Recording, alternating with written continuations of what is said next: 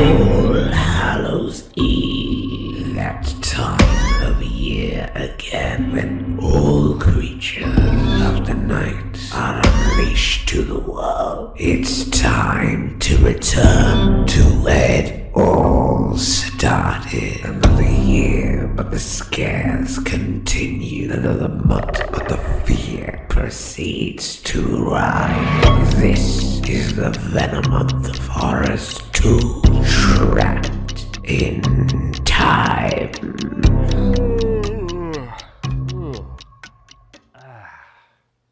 What a night. Did I fall asleep wearing my microphone? I gotta stop doing that. Well, let's see what's on the agenda for today. Breakfast, grocery shopping, hit the gym, lunch, football game, work on the script for the next episode, dinner, jerk off, and go to bed. Okay, well, looks like I got quite a full day.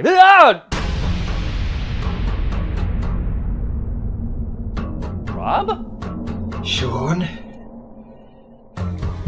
We meet again.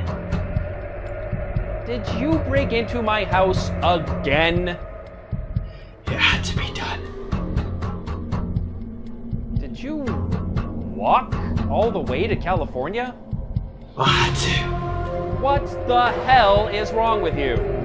Stephen King. Oh God, here we go again. What now? We're watching it. We're watching what? It. Yes, what? We're watching it. Watching what? It.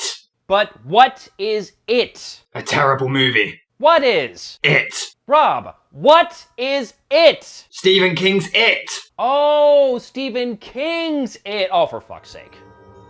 Well, it. It should have been called Shit. Great, we got that joke out of the way early. Anyway, it was picked up to be the first made-for-TV film based on Stephen King's work since 1979's Salem's Lot, but there were issues right off the bat. King had pretty much no connection with the project, and George Romero was even lined up to direct, but dropped out. And once he did so, the project was actually shortened. Yes, this 3-hour film was originally going to be between 8 and 10 hours.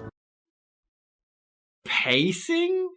Yeah. Upon release, it was pretty much a big hit, adding on to people's already growing fear of clowns. Why are clowns scary? I don't understand. They got bright red noses and big floppy feet. aren't you scared of swans? They'll break your arm, you know. How could I forget? King actually claimed he came up with Pennywise when he was asked what scared children more than anything else in the world. Pedophiles. Dude! Am I wrong? I'm not entirely sure, actually. It's so different. But yeah, everyone for some reason found Tim Curry's portrayal terrifying. In fact, the cast was so scared of him they actually avoided him between takes. Weirdly, Alice Cooper was actually considered for the part. I can see it. No, I don't think so. Even Stephen King highly praised it, saying he had no expectations, considering the sheer length of the book, over 1,000 pages, being shortened into 3 hours. But he was pleasantly surprised. But director Tommy Lee Wallace confessed he never read the novel when he made it, but read it years later and admitted that he just didn't do it justice. Well, it is directed by the guy who made Halloween 3, Oh, son of a bitch! so we too have no expectations. This is Stephen King's shit. So we open with a little kid singing the Itsy Bitsy Spider. Wow, we're 2 minutes in and we're already stealing from Friday the 13th Part 2. No, it's seriously the exact same opening. Wow. It's identical. All they did was put the kid on a tricycle and there, yep, it's totally different. Come on, Lorianne, it's gonna storm. And we all know just how well Stephen King writes storms. Anyway, she hears Tim Curry's ominous laugh. But oh no, look, laundry, that's terrifying. To be fair, we see Pennywise briefly in short images, and it's actually a pretty solid opening. But I'm not buying for 1 second that a child would not have screamed instantly at the very first sight of that clown. Clowns aren't scary. Sure. The police are called, and it turns out that 6 kids are missing and presumed dead. Some are skeptical and trying to find a logical explanation, but don't worry, the dad from Sister Sister is on the case. Or we can call him Mike. Mike's good too. Yeah, but how do you know? Oh, and Mike is obsessed with this case, despite not being a cop. It's a common cliche nowadays, but unfortunately, this miniseries pretty much inspired it rather than stole it. There's something terribly wrong here. So we cut to England, and oh hey, Olivia Hussey is here! One of many great talents wasted on a garbage script. You didn't have to take this job, you know. It's not as if we need the money. In case you've forgotten, I took the job to be with you. Besides, if they're gonna hire somebody to mangle one of my books, might as well be me. Isn't that why Stephen King directed Maximum Overdrive? Come to think of it, Thomas kinda looks like King here. And that's probably not by accident. So Mike calls up his old buddy Bill, which leads to a flashback to see Seth Green and Jonathan Brandis. And then we're right back in the present time again. Okay. What is it? Who was on the phone? Nobody. Wrong number. Do you seriously believe she'd buy that long-ass phone call was a wrong number?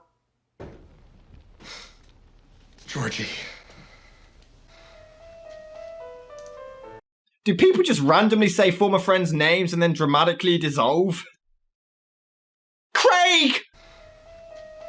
Anyway, we go to flashback land where Brandis is a bit of a dick to his brother Georgie. Now, the kid who played Georgie in the 2017 version was actually a really good actor. The kid who played Georgie in the 1990 version was not. Tell me a story. Maybe later. The Magic Stone story. Please, Bill. Please. Go bug somebody else, you little cootie. I don't feel so hot. At least Brandis' acting of the stutter is pretty good.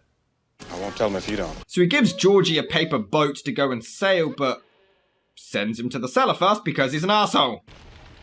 Georgie, don't stay out too long or Mom will have a bird. I won't. Georgie.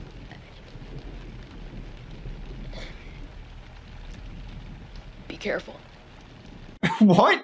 This makes no sense for his character at all. He's a complete dick, sends him to the cellar, and then, oh, by the way, you know, I'm sending you on this dangerous mission. Be careful. Oops. So Georgie heads outside to sail his boat, in broad daylight with not a single cloud in the sky. Where the fuck is the rain coming from? Take your pick. And this is where the famous sewer scene takes place. We all know it. Tim Curry harasses Georgie, says they all float in the sewers while he's clearly beating off, and then eats the camera. Yeah, trying to keep within the standards of broadcast television really does not help this movie. I like the changes, Bill. They're wonderful. One thing I will say here, alright, I don't find Curry creepy or scary in this. And when I first saw the film, and even now, if I didn't know ahead of time, I would have no clue that was Tim Curry. He completely makes this role his own and just disappears into the character. But at least in this version, it makes sense why kids would trust and approach him. He just looks and sounds like a normal clown. In the remake, the clown is like, Hey, come here, kids. Come and trust me. I'm Pennywise and I will eat your soul. I know this doesn't make any sense. Also, random thought, if this is a flashback, how is it being recalled? No one is around other than Georgie and Pennywise. Did Pennywise sit Jonathan Brandis' character down and say, all right, kid, this is what happened to your little brother. It was a bright, sunny, and rainy day. Don't ask me to explain that one. He was playing with his boat, it fell into the sewer, and I popped out and gave him the standard spiel about balloons and cotton candy and you'll float too, yada yada, you know the drill. And one thing led to another, and long story short, I ate his face. You didn't have to take this job, you know. But oh well, things wouldn't get any easier thereafter.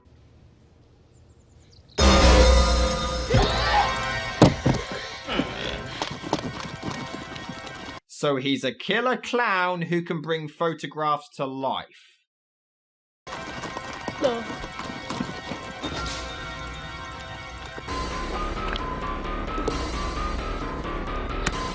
So he's a killer clown who can bring photographs to life and make them bleed. But the parents come in and can't see the blood. Ooh, creepy. But Mom, What were you doing in Georgie's room? Nothing. Dad, listen! I don't want you ever coming in here again, son. Do you understand? I don't want you ever out-acting me again, son. Do you understand? And why are they so against him going in there? It's his dead brother's room and he's mourning. Heartless bastards. Leave? Have you lost your mind? We're in the middle of making a movie. They can replace me. Unfortunately, we can't replace the script. This is an American tragedy. So we cut to New York City to see John Ritter. I'm just staring at my face on Time magazine so the audience get to learn my character's name. Yep, that ought to do it. I'm more concerned about why the hell the phone jack is in the ceiling. But John Ritter actually uses his fatness to turn her on. This could not get any more cringy. Would you believe I used to be fat? I bet you were real cute. No, not just fat, but a regular butterball. You bet your fern I was. We used to say that as kids. You bet your fern. But I was F-A-T. No. Yeah. Ugh. Ben? Ben, are you there? Mike? Acting? Are you okay? I don't think I am, sweetheart. I've got to go save the Chucky franchise. Until last week, I lived with my mama in Houston, Texas. We moved here to live with my cousins. Look at that gut. Man, Jerry Only was a real psycho when he was a kid. So of course we see John Ritter as a kid called Ben, played by that fat kid from the Wonder Years. And their teacher I was convinced was Eleanor from The Haunting, but it's not. I looked it up. Now, report to the principal's office.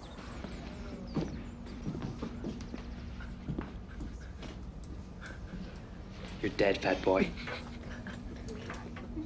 And the teacher let that one slide? Hey, look, it's the fat boy. Oh, is he fat? Wow, they kept that subtle. So he gets picked on, but it looks more like he's enjoying it rather than being afraid. So he runs away to hide in a pipe where he finds Brandis and some other nerd. You didn't have to do that. Why did you do that? Because I felt like it. Give me that. That's for my asthma. There's always a kid with asthma. So they do attempt to build suspense about whether or not the bullies are going to find the fat kid in the pipe, but we already know he survives because this is a flashback, so there's no suspense to begin with. You're Ben. Yeah, and you're Bill. Yeah, and this is... Eddie. He knows. I hate it when you stutter my name, Bill. You sound like Elmer Fudd. Well, they're assholes. As long as they don't call him Duddits or something. Maybe later. Basically, the fat kid has a crush on this girl, and he's also neglected by his family, so he runs away to McDonald's. Hi, Ben.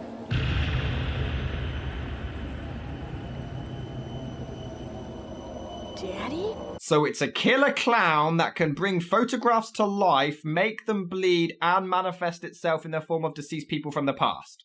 You want a balloon, Ben? They float.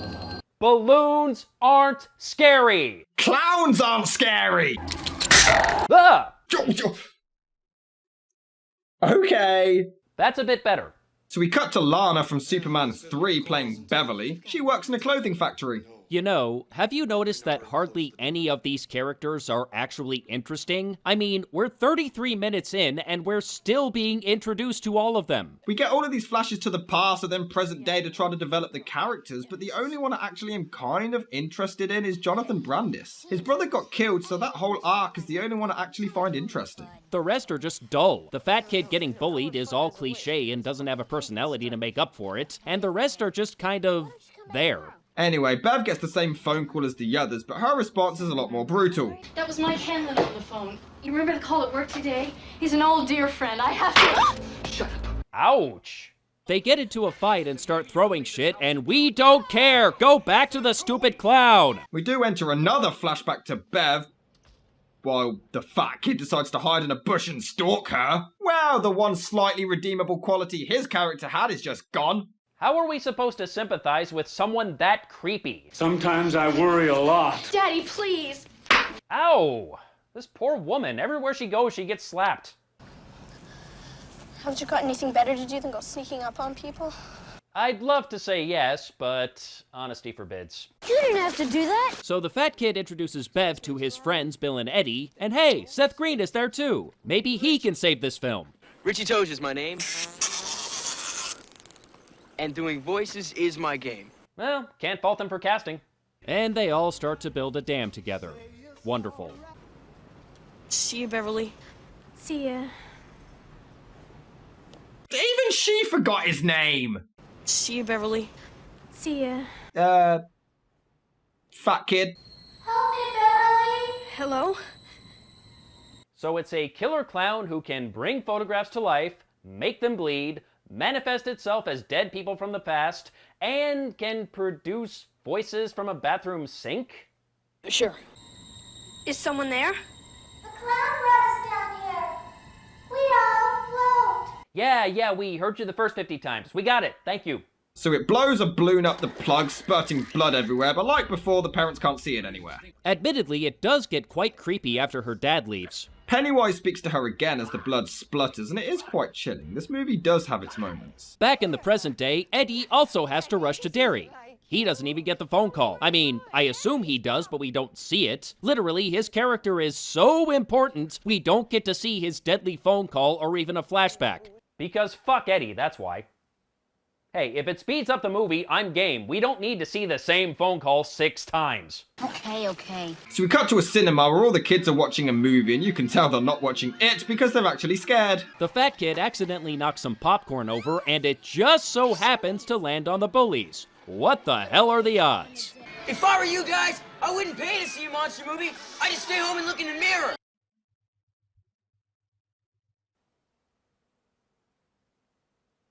Was that seriously the best comeback he could come up with? I expected a lot more from Seth Green. At least it looks like he's having a hell of a lot of fun. I heard that, you skirt. Anyway, so... Right. Beverly has a thing for the fat kid, but then flirts with Bill, kisses Eddie, and then walks off with Seth Green. What the hell? Is she that greedy? Does she need to have all of them? Oh, calm down. It's just harmless flirting. It's not like the book where she has sex with all of them individually in the sewer. As children. Yeah, the less said about that, the better. King was doing a lot of cocaine back then. Yes. So we cut to the school to see the cliche asshole gym coach while...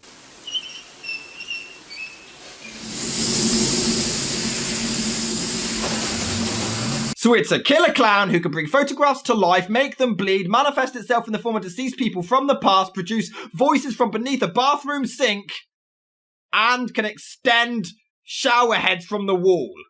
This is a little inconvenient, Eddie. Just hold on while I make a few adjustments.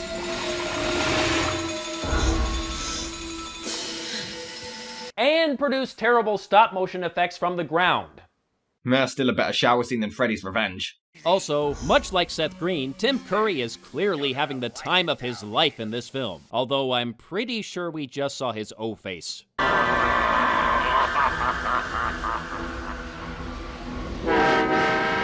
Wait, why doesn't he just kill him? They keep saying he wants to spread the fear, but he already has. And now he has the opportunity to kill them, and he doesn't. Now is the time to kill. Who cares? That roar is hilarious.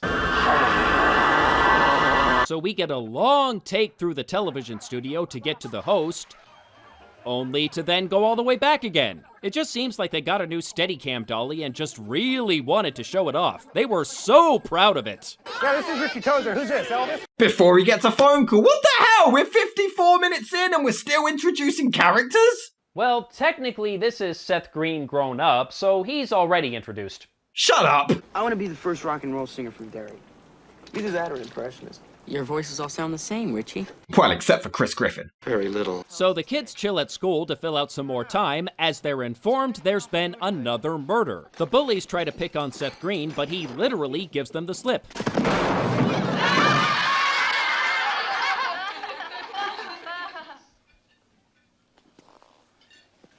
Hey, way to go, Banana Heels! His insults are painful to listen to.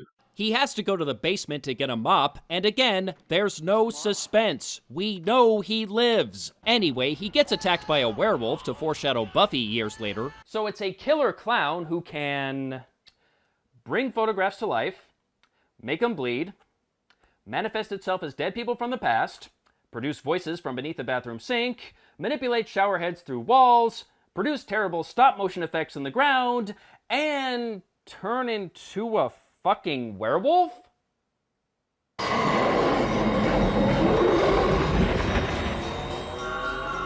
Who lets him go for some reason. Why is he being so timid now? At the start of the movie, he killed like 6 kids, and now all of a sudden he's like, well, maybe I'll wait 7 months and then make my move. You gotta help me! Somebody, please! In the basement. There's a werewolf. And I know this will sound crazy, but my dad is building a nuclear laser. Tell me. So only now do we get Mike's flashback as a kid. First character we see, and it takes 62 minutes to see his backstory. But you guessed it, now it's time for the bullies to pick on him because that's all their characters do. There's no other traits, no other interests, just... No. 3 o'clock. Oh my god, I gotta pick on somebody for no reason! The nigger here lives down the street from me and my dad. He's in that cell. Give it here! They won't show anyone dying, but they're perfectly fine with the N-word. Television broadcast standards are weird. 1 out of 10. They try to steal his folder or some shit, but he manages to get it back and runs away. Who cares? How has young Only not been charged with murder at this point? Pretty much everyone knows he's a psychopath and no one's done a damn thing about it. Oh well, Mike manages to bump into the others for protection. But it was a clown underneath. So maybe it's some kind of evil being that can read our minds and take the shape of stuff we're afraid of. And that's what happened to all the kids around here? Get serious. Such a thing just isn't empirically possible. I've been trying to figure out how Stephen King's mind works for years, don't even bother. They manage to overthrow the bullies with some rocks to scare them away. Why are you guys anywhere? We're sort of a club. But only one of us will be successful after this. You want in? Yeah. Great! Prepare for the initiation! Ben, get the hot coals. Beautiful. But yeah, they've just met Mike and he's already a part of their club. Pretty stupid. Pick a needle noodle. That's it. You're in. Anyway, they have some photos of Pennywise.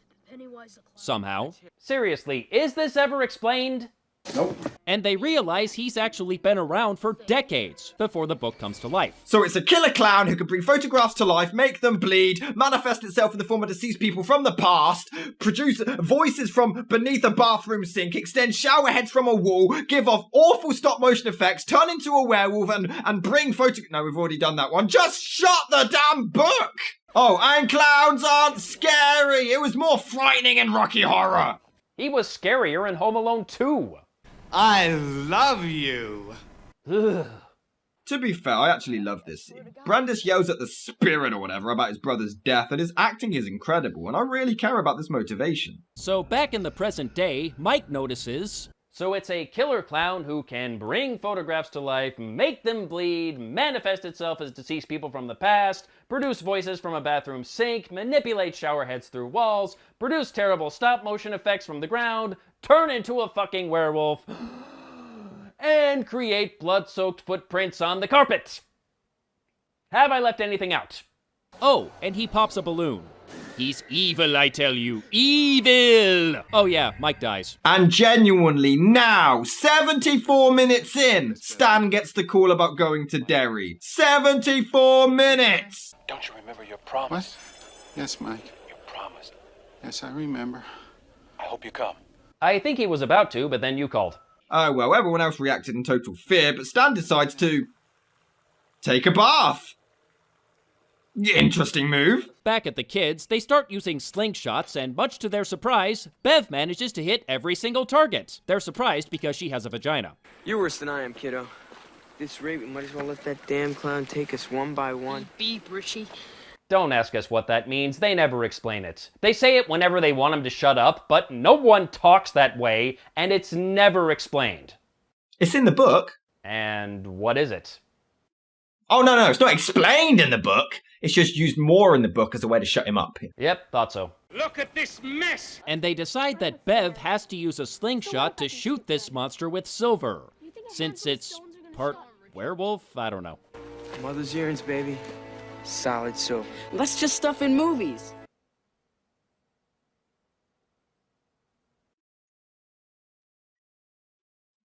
This is about a giant shape-shifting killer clown, right? Yep. That's just stuff in movies. Ah, so this is what it looks like when it's raining for real.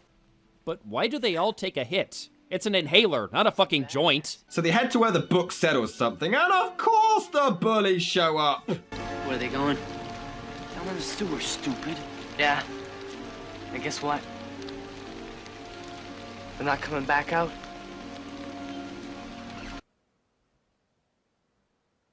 Who are you talking to? To be fair, the atmosphere in the sewer is actually really creepy and well done. But oh no, the force from the Evil Dead is after him! Why doesn't it just let him go and let every other little shit escape? Who's missing? Stan. Oh no! Gee, that was convincing. Belch is not scary. Belch will never be scary. Belch is a comedy sidekick who wants to be scary when he grows up. Spoiler alert, he won't. It doesn't matter, one of them gets sucked into a pipe like Super Mario Brothers, and it's hilarious! This just needs some gaming music. But then Jerry Only suddenly turns into Billy fucking Idol.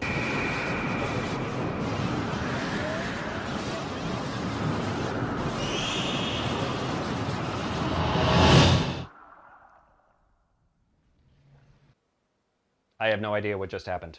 Is that it? Did we do it? You didn't do anything! Okay, whatever happens, hang on. It's not as strong as I thought it was, or it could have killed us just then. You'd think. Betty, what do you think you're doing down here with these boys? So it's a killer clown who can bring photographs to life, make them bleed, manifest itself as dead people from the past, produce a voice from beneath a bathroom sink, extend shower heads from the wall, give off awful stop motion effects, turn into a werewolf, give off blood-soaked footprints in the carpet, and can manifest itself as alive people from the present. What the fuck is it? Help me. Also, I'll take it back. Seth Green is the only other likable character. Not just because it's Seth Green. Though it helps. But he's so badass and is the only fearless one who actually stands up to the bullies and or monsters. I am eternal, child.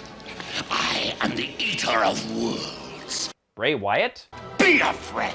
They are literally begging the audience to be scared at this point. But the problem is, clowns aren't scary. And honestly, Pennywise melting from battery acid and then getting a boom headshot. It just looks so funny that I genuinely thought it was a fake out death. And he, being the comedic villain, would pop back up to yell boo or something.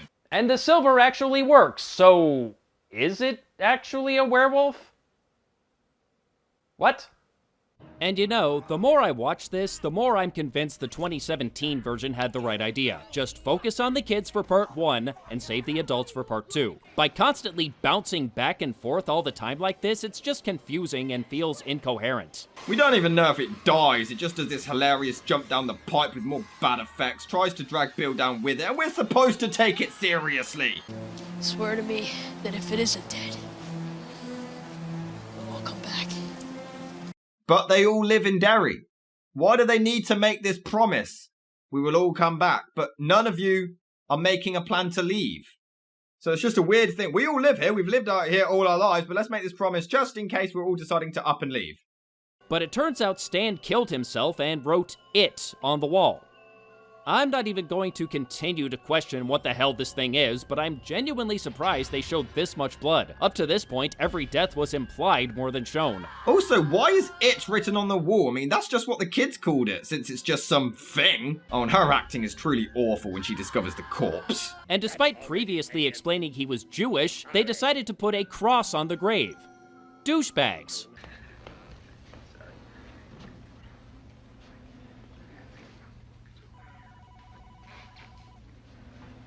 Gee, subtle. And since we've spent most of our time with the kids, I've actually forgotten which adult actor is supposed to be which damn kid. I'm not afraid of you.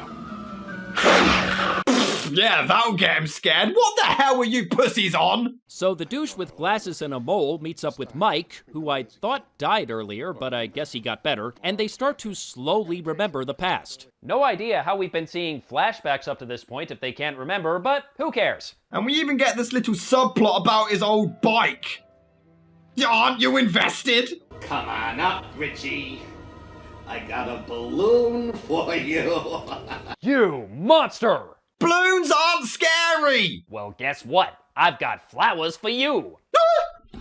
I'm so sorry. But hey, he has loads of balloons, so that makes it extra scary. No, it doesn't. But hey, they explode blood on everyone who flinch for some reason despite not being able to see them. That's scary, right? Wait, they're adults now, so shouldn't they be unable to see the blood? If you see... Excuse me, sir. Do you have Prince Albert in a can? You do? Well, you better let the poor guy out.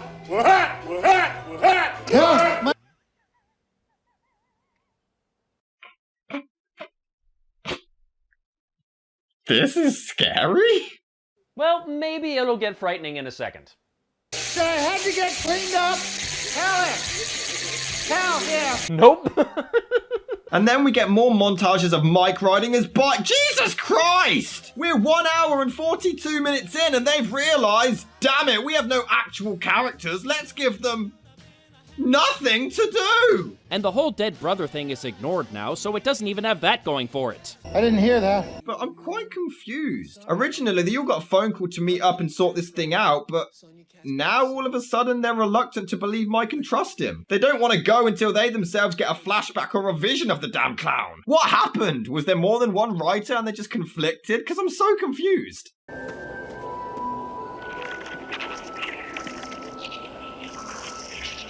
We can't wait to get you down here with us. So, how about killing him? Maybe? No? Okay. Nope. You do remember me.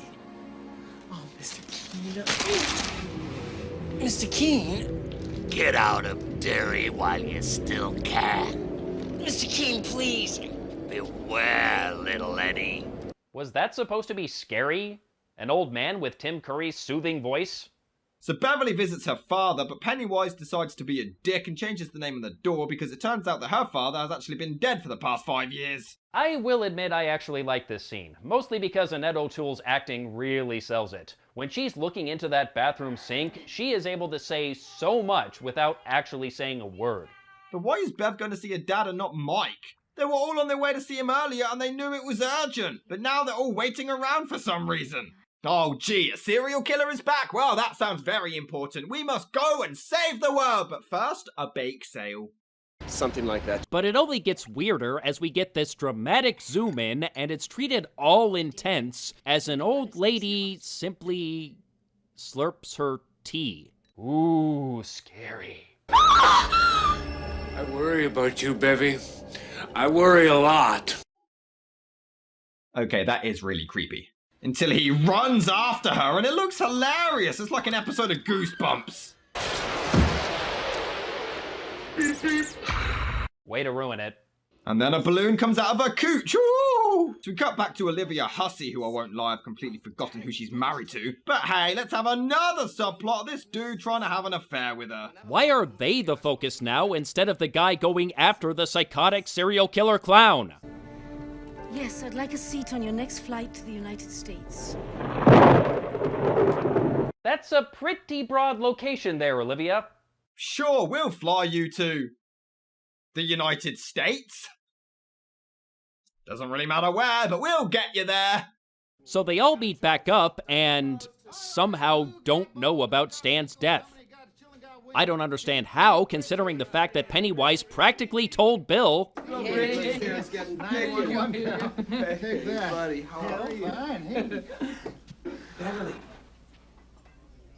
What a bunch of handsome old men. We all banged her when we were 10. Seriously, even as adults, she continues moving through the group. Will you let it go?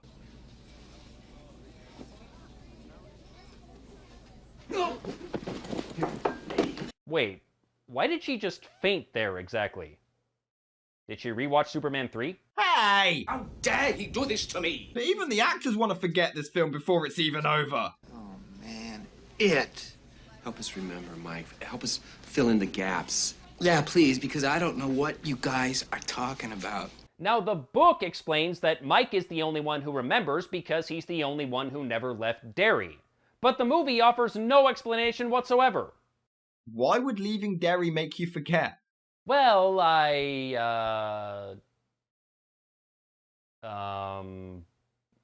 hold on, I'm sure I'll find out. I can't absolutely promise that. And of course, Eddie can't remember, so insert random flashback. And then he instantly remembers just like that. I think I remember who Pennywise was now. Big white guy, red nose. You needed a visual to remember the killer clown who ruined your childhood and was killing your friends? Help us remember. Wait a minute. I don't know about you guys, but this is the first time since I got here that I feel good. I mean, I feel halfway safe. Come on. Let's have a couple of drinks, huh? Richie, this is neither the time nor the place. In fact, what the hell happened to Richie? I mean, as a kid, he was the only cool one, but here he's just really whiny. What happened? You know it's bad when I'm calling you whiny. I also just want to say the constant rotating of the camera in this scene is really irritating. But hey, we get a montage of them all enjoying dinner because...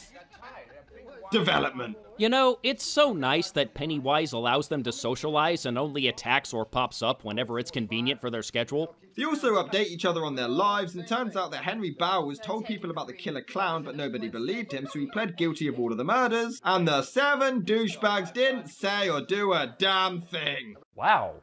Assholes. Then again, Bowers was a dick, so...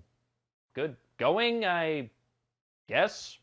You remember that part? So Bowers is now in a mental ward before he sees Pennywise on the moon. Oh, come on! How is this scary? You gotta go back and finish the job. You gotta go back to Derry and kill them all. You know, actually, I really like this. I like the idea of Pennywise getting someone else to kill for him. It's much more interesting and makes a lot more sense than when Freddy did it in Freddy's Revenge. But I'm guessing the movie's gonna mess it up somehow. Yeah. Well, back to these assholes. But I got a plane out at 6 a.m. Richie, you're not leaving. Bev, girl, what do you want? An adventure? You got some high-toned idea that you're gonna go relive that old nightmare? I love you, but count me out. I'm going to the hotel. I'm gonna get some sleep. Again, Richie was the only kid with a pair of balls. Took on the bullies by himself. He took on a fucking werewolf by himself. And here as an adult, he's like, oh, we can't go there. It's past my curfew. I'm so scared. What the hell? Fuck you, movie. Maybe he's right. So they crack open a fortune cookie from hell. No, it's actually a bit creepy. They also have eyes. I wonder if they can see how shit they are. So they try to reach Stan but fail. Another flashback. People can't see the blood. And then some awful drunk stand-up. Wait, they keep liquor in the library? My kind of library. You tell that loser that if he hasn't left already, he's a dead man. We all managed to show up. Boy, that matches your real hair. Has anyone ever told you? Anyone from out of town? I don't know about you. I just flew in from L.A., boy. And boy, is my tail section tired. Yeah, not a chance. We're hot tonight. It's great to be back in Derry, breathing in that old Derry air. I have never felt so much love in one room in my entire life. Eddie, get all their names. I want to put them on my Christmas mailer. You know, I've realised the problem with this film. Whenever they try to be scary, it's funny, and whenever they try to be funny, it's scary. It's all ass backwards. And it never ends. It just keeps on going. But when it finally does, they find out Stan dies. Yeah, Eminem was quite sad about it too. Yeah, and then a random shot of Pennywise for some reason. The hell was the point in that? What, in case we didn't realise that it was him? But then we get another flashback of Billy trying to save Stan for something back in the day. Who cares? We've had enough fucking flashbacks. He follows a voice, but I don't understand why we even need to see this. We've already seen the kids be scared by the monster and even fight it to the death. What else is there to show? And it's a mummy. This is ridiculous. The only thing he could think of to do was to hold his bird book out in front of him like a shield and say as loud as he could the names of all the birds he could remember.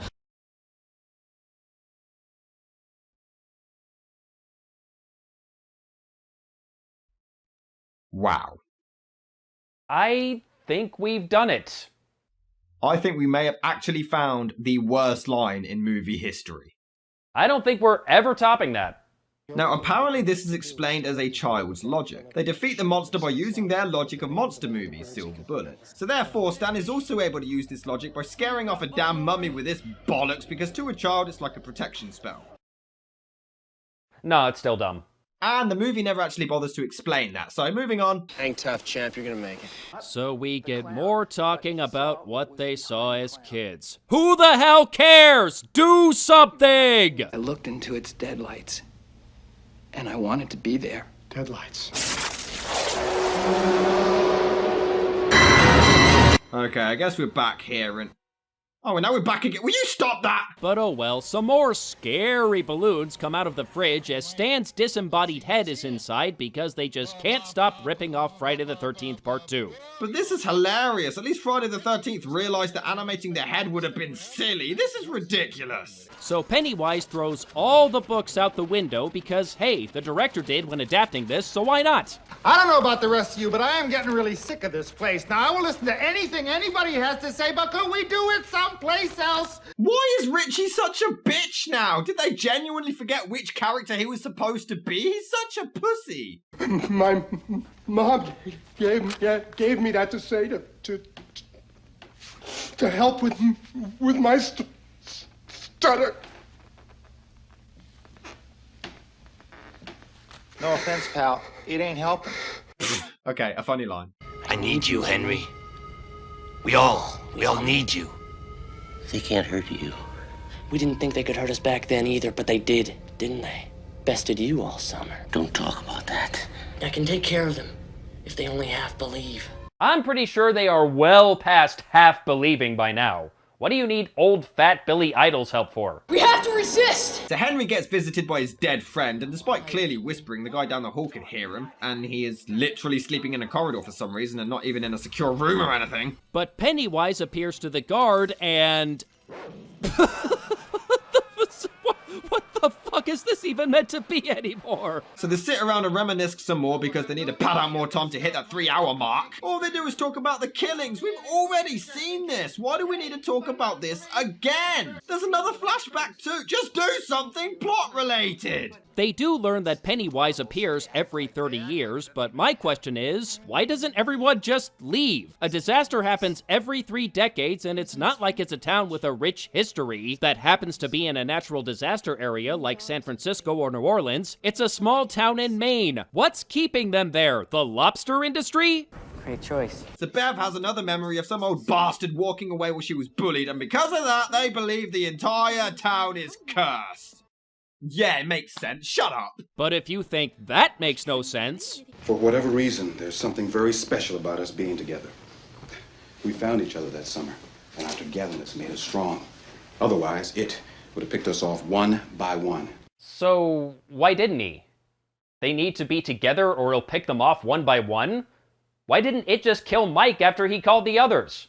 Or hell, even as kids, it had several opportunities to kill them all, including Seth Green in the basement, and it didn't do shit. You think about it. Is it an accident that none of us have kids? What? That literally has nothing to do with anything. Oh, a serial killer clown is after us? Well then I guess it's no coincidence that I'm allergic to peanut butter. Anyway, in case you forgot Olivia Hussey was in this, she was in this. She shows up and Pennywise attacks, because he's apparently attacking their families now, hasn't gone after anyone else's families, and she's not even in Derry yet, but sure. That's great, Ben. You ought to write that one down. Bill's our writer. I just write horror stories. You know, we still haven't talked about what we're going to do. They are literally sitting around doing nothing, having the same conversation 17 times. Have another flashback where Bev cleans up blood only for it to do it again. Will you just do something? And despite her dad losing his shit over her talking to one boy, he's fine with her having 6 of them over. Did you ask Bill first? No. I knew it was you. I've always known it was you. No, it hasn't. You kissed one, massaged another, went off with another one. You're having all 6 at once. But at least they didn't have a child gangbang. Thank God. But then she turns into Pennywise. Kiss me, fat boy. Okay, that is amazing. On the plus, Ritter and Eddie save Mike and Bowers gets killed. But Mike is also injured. Does he ever just die and stay dead in this film? And the whole Bowers coming back to kill for Pennywise thing, completely wasted. I called it. So they rush Mike off to the hospital and await the next attack. Why is it doing this? Why does it hate? Why is it so mean?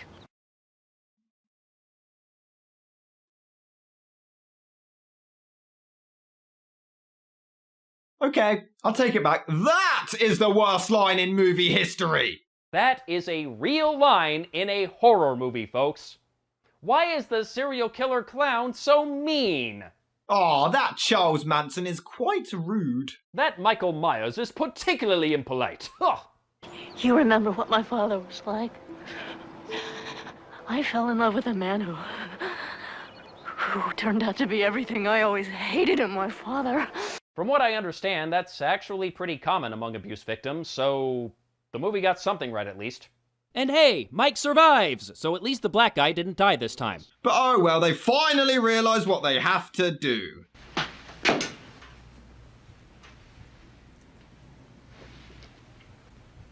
Hey, it's silver. You can kill it. Thanks for that audio flashback. Would have never guessed that that's what they meant. People, that is a dead body. You're not seriously suggesting we walk out of here and leave it lying there? Yeah, that's what I'm suggesting. Wait, they didn't call the police? Well, what the fuck? Why would you not call the police? It was clearly self-defense. He was an escaped mental patient. You would have been fine. Who wrote this?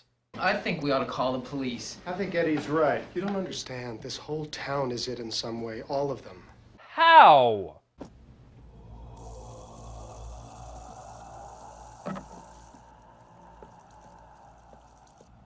Bill's right. Because of one asshole? I mean, I guess throughout the film as the others get picked on, nobody does anything, but they never mention any of that, just her. I second that. Also, on the way out, Richie watches a news report of another missing child really intently. I'm not sure what the point of this is.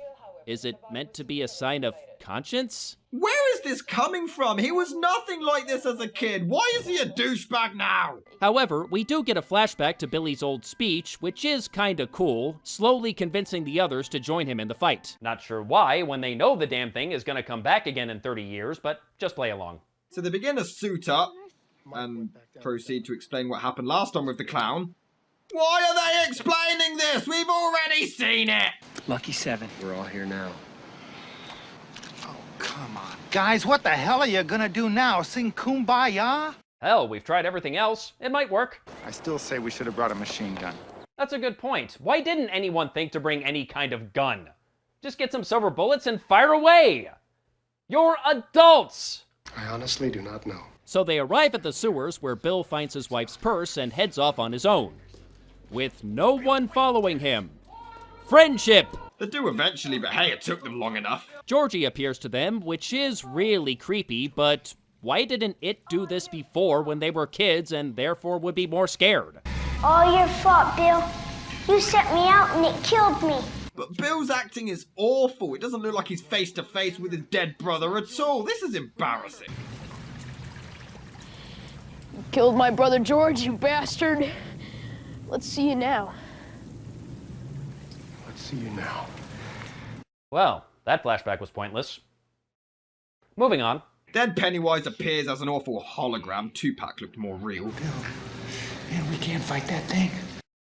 You did it before. As kids.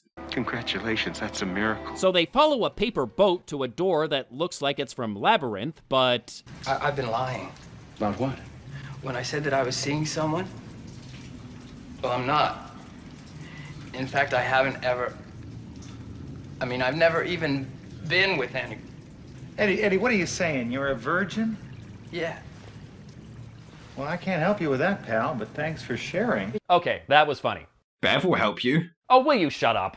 Don't you even think that spaghetti man? But why the hell does he come out with this? Literally, they're about to go into battle and he reveals he's a virgin randomly, and then they go into battle. It's entirely pointless. And now that I think about it, none of this makes sense. I mean, Freddy Krueger is built on fear, I get that, but here they literally say the damn thing. Pennywise feeds on fear. They use kids' imaginations, which is why silver bullets beat him like in the Wolfman and shit like that. So why don't they just imagine it dead? I mean, they're controlling it, right? Apparently. Just imagine it dead. This movie sucks. Yes. Okay.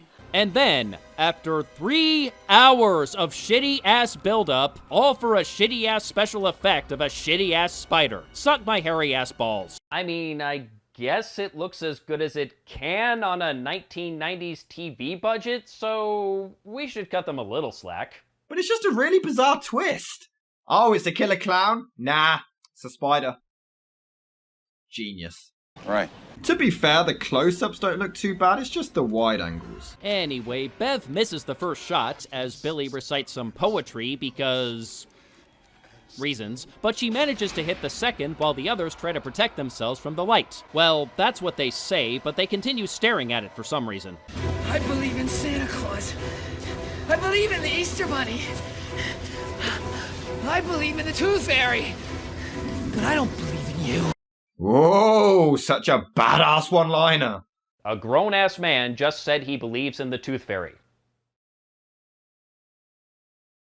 I got nothing. Me too. So Bev hits a third shot to the ribs to kill it. Until another 30 years when it comes back. What makes this time any different? Who cares? Eddie's dead. Which one was he again? Shut up. This isn't over. If that thing comes back when I'm 70. Okay, not sure if that was intentional, but that was funny. But they all decide to gangbang the spider to death. Well, it's dead. I guess we can eat it now. Oh, and Bill's wife is saved. I know you all cared about her considering how little time we spent with her, and why the fuck didn't it just kill her? What? So Mike reminisces over the whole ordeal while he recovers. Bev actually settles down with John Ritter. Ben and Bev left Derry together, headed west. After a week, they were married. A few weeks later, they were pregnant. I'd get a DNA test, mate. But for some reason, Bill's wife is just catatonic, until he puts her on his bike, cycles down a hill, nearly kills loads of people in traffic, and this somehow wakes her up. And that was it. It was shit. The kids' stuff is bad, but a lot more tolerable. You can tell they were at least having a lot of fun, and I did care for two of the characters. They gave it their all, but the adult stuff was just boring and uninteresting. Tim Curry was great, and maybe a couple of creepy moments, but overall it's padded with filler, unintentional humor, and it's just a waste of 3 hours. Look, I know a lot of people find clowns scary. Because they're pussies! Yes, very good. But I don't, so Pennywise didn't really do much for me, even though Curry's performance was pretty awesome. The movie did have its moments, and the cast gave it their all, but the story wasn't structured well, they were clearly hampered by television broadcast standards, and overall, it's not that scary. If a horror movie isn't scary, what's the point? Rob, are you okay? This is so bad. These videos are so bad. But it's over now. You're okay. It's not over. It's not over. There's one more. The worst. The worst? The worst horror and or thriller ever? Like, ever? What?